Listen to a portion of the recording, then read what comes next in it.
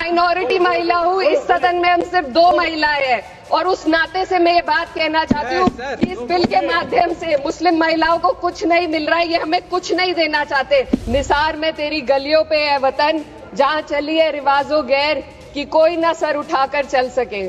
कि अभी ईद की रौनक बुझी भी नहीं थी और हमारी जड़ों पर एक नया फरमान लाया गया। पहले उत्तर प्रदेश में मुसलमानों को नमाज पढ़ने पर रोक लगाई और फिर सौगात में ये बिल लाया गया। ये वही सरकार है जिसने राम जन्मभूमि ट्रस्ट में ये लिख दिया कि जिला अधिकारी भी अगर होगा तो हिंदू होना चाहिए। कोई मुझे बताए कि वहाँ पर सेक्युलरिज्म का रस क्यों नहीं घोला गया। सुश्री इकरा चौधरी जी, प्लीज आप बोलिएगा। धन्यवाद सभापति जी। मैं सबसे पहले दाद देना चाहती हूँ इस बिल के टाइमिंग की कि अभी ईद की रौनक बुझी भी नहीं थी और हमारी जड़ों पर एक नया फरमान लाया गया। पहले उत्तर प्रदेश में मुसलमानों को नमाज पढ़ने पर रोक लगाई और फिर सौगात में ये बिल लाया गया। निसार में तेरी गलियों पे है वतन, जहाँ चली है रिवाजो गैर कि कोई ना सर उठाकर चल सके। मैं सभापति जी आपको ये बताना चाहती हूँ कि ईद के मौके पर एक विधवा महिला अपनी लड़की के साथ मेरे पास आई और उसने बताया कि वह एक वक्फ की प्रॉपर्टी में रहती है, वही उसके सर पर छत का काम भी करती है और उसकी रोजी रोटी भी वहीं से आती है। वो इस बिल को लेकर इतनी फिक्रमंद थी कि कहीं उससे वो उसकी संपत्ति ना छीन ली जाए। वो अकेली एक ऐसी महिला नहीं है, ऐसे लाखों लोग हैं जो वक्फ की गरीब महिलाएं जो वक्फ की संपत्ति से अपना रोजगार चला रहे हैं। और ये जो वक्फ बाय यूजर क्लॉज के हटाने से लाखों वक्फ की जायदाद अपना स्टेटस खो देंगी और लाखों लोग इसी तरीके के लोग सड़कों पर आ जाएंगे। वक्फ क्या है, वक्फ बाय यूजर क्या है? इसका ये मतलब है कि कोई जायदाद अगर सालों से दीन और भलाई के कामों के लिए इस्तेमाल हो रही हो तो वो खुद ब खुद वक्फ मानी जाएगी। हिंदुस्तान की अदालतों ने भी इस बात को तस्लीम किया है।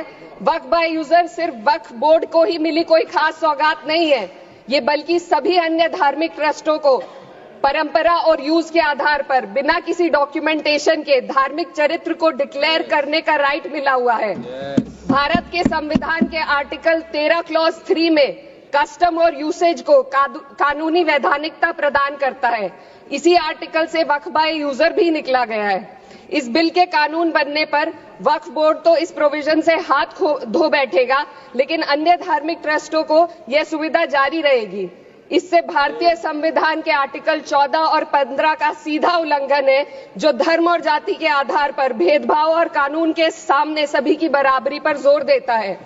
मैं इसके साथ ये भी कहना चाहती हूँ कि सत्ता के लोग जो एक दूसरे की पीठ थपथपा रहे हैं कि वक्फ बाय यूजर का जो अमेंडमेंट इन्होंने दिया उसको एक्सेप्ट कर लिया गया है, लेकिन इनकी शरारत यह है कि उसके साथ ही एक ऐसा प्रोवाइजो इसमें शामिल किया गया जिसके आधार पर यह कहा गया है कि अगर कोई भी वक्फ की संपत्ति विवादित हो तो वो अपना वक्फ स्टेटस खो देगी। तो जो अमेंडमेंट इन्होंने दिया है जिसको एक्सेप्ट कर लिया गया है उसका कोई मतलब नहीं है, ये इनकी नीयत है जो साफ जाहिर हो रही है।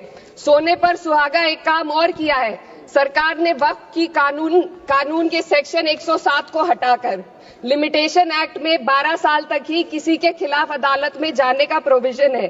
सेक्शन 107 में बोर्ड को लिमिटेशन एक्ट से राहत मिली हुई थी। वक्फ बोर्ड कभी भी अवैध कब्जाधारियों के खिलाफ अदालत जा सकता था।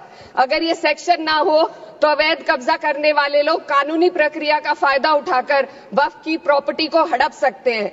अन्य धार्मिक ट्रस्टों पर भी ये लिमिटेशन एक्ट लागू नहीं होती, तो फिर वक्फ बोर्ड के साथ ये सौतेला रवैया क्यों किया जा रहा है? धर्म को देखकर दोहरी नीति क्यों अपनाई जा रही है? सेक्शन 107 और वक्फ बाय यूजर को अगर एक साथ पढ़ा जाए तो इससे लाखों वक्फ की प्रॉपर्टी पर कब्जा किया जाएगा। इसलिए ये बिल मुसलमान की भलाई का नहीं बल्कि उनके वजूद और विरासत को मिटाने का बिल है।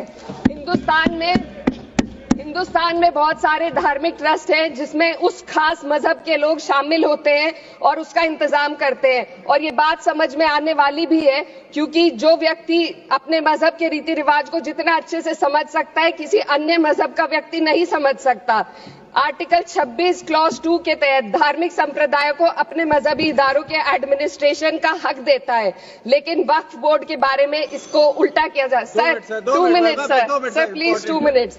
सरकार इसे एक सेक्युलर बॉडी मान रही है और इसमें गैर मुस्लिमों को शामिल करने की बात कह रही है। आपके मुंह से सेक्युलरिज्म की बात सुनकर अच्छा लगा, लेकिन अगले ही पल ये भ्रम टूट जाता है, क्योंकि आपको सिर्फ दान देने के लिए प्रैक्टिसिंग मुस्लिम का आपने क्लॉज डाला है, लेकिन बोर्ड में बैठने के लिए मुस्लिम होने की कोई आपकी क्लॉज नहीं है। तो इससे आपकी जो दोहरी नीति है वो साफ जाहिर होती है। ये वही सरकार है जिसने राम जन्मभूमि ट्रस्ट में ये लिख दिया कि जिला अधिकारी भी अगर होगा तो हिंदू होना चाहिए। कोई मुझे बताए कि वहां पर सेक्युलरिज्म का रस क्यों नहीं घोला गया। सर आखिर में मैं अपनी बात को खत्म करने से पहले महिलाओं का मुद्दा बार बार उठाया जा रहा है। सरकार का कहना है कि बोर्ड में मुस्लिम महिलाओं को रिप्रेजेंटेशन देंगे। इस कानून से पहले भी मुस्लिम महिलाएं बोर्ड में मेंबर रह चुकी हैं और मिनिमम 2 का प्रोविजन था, उससे ज्यादा भी हो सकती थी। सर मैं ये कहना चाहती हूँ कि सरकार ने महिलाओं के लिए ऐसा कौन सा नया काम किया जिसका ढिंडोरा सरकार का हर सदस्य पीट रहा है। इस बात की तायद अगर आपकी तरफ से कोई मुस्लिम महिला करती तो हम उसका यकीन भी करते, लेकिन अफसोस आपकी इतनी लंबी कतार में एक भी मुस्लिम महिला नजर नहीं आती है। सर मैं खुद एक मुस्लिम महिला हूँ, मैं सिर्फ एक मैं माइनॉरिटी महिला हूँ। इस सदन में हम सिर्फ 2 महिलाएं हैं और उस नाते से मैं ये बात कहना चाहती हूँ कि इस बिल के माध्यम से मुस्लिम महिलाओं को कुछ नहीं मिल रहा है। ये हमें कुछ नहीं देना चाहते, सिर्फ टोकनिज्म हमारे नाम पर बनाकर एक नैरेटिव मीडिया में चलाना चाहते हैं। तो ये बिल मुसलमान की भलाई का नहीं, उनकी पहचान को मिटाने का है। सर अंत में मैं बस यही कहना चाहती हूँ कि कागजों की कैद में बस नाम रह जाएंगे, वो जो हमारे थे सिर्फ दावे में रह जाएंगे। इस बिल के द्वारा मीठी ईद के जायके को कड़वा करना यही असली सौगात है मोदी साहब। आपकी तरफ बड़ी उम्मीदों से देखता है। हम 19 लाशें उठा करके आपके बीच आए हैं। हमने अपने हाथों से 19 लाशें उठाई हैं।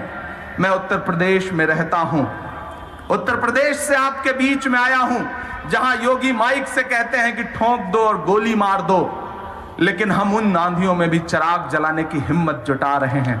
हमारे लिए नोटिसें तैयार हैं, हमारे लिए पुलिस की गोलियां तैयार हैं, हमारे लिए पुलिस की लाठियां तैयार हैं, लेकिन मेरा अपना मानना है कि लहरों से लड़ा करता हूं दरिया में उतरकर। साहिल पे खड़े होकर मैं साजिश नहीं करता।